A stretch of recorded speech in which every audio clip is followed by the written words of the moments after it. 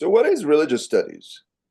There are departments of religious studies around the world, and it all began with an idea uh, that the US Supreme Court invented back in the 1960s, which was that even if the government is not supposed to support any religion or thwart any religion. This is the substance of the First Amendment to the Constitution of the United States.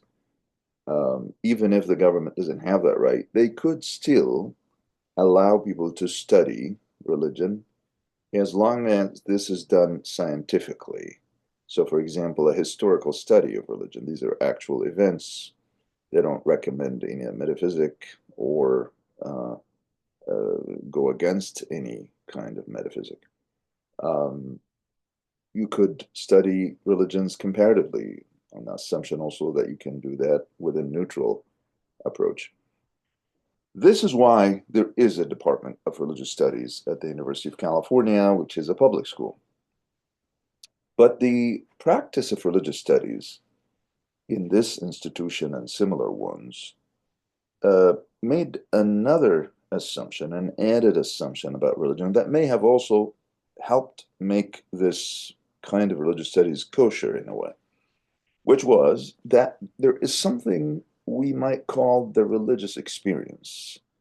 Um, what is a religious experience? Something related to faith and mysteries, in mythology, for example, stories that are not particularly historical. Now, notice that something that's not really true historically, uh, acts of the gods, or surprises of history, or some kind of myths that human beings invented.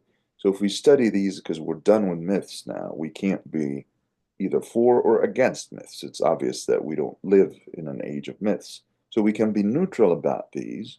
We can talk about them, but we also are allowed to make this assumption that this is what religion is made of. Okay, so it's well, that will, of course, be a short-term benefit and a long-term cost to religious studies because I don't think of myself, for example, as someone who cares about mysteries or mythologies or any of these things. I don't even think that theology per se is an important piece of religious studies. It's something that a certain religion, that is Christianity, suffered by having too much attention to it. Now, I know that in Islam there is something called ilm al-kalam, which is also, it comes with its own problems, so we don't have to necessarily be interested in all of it.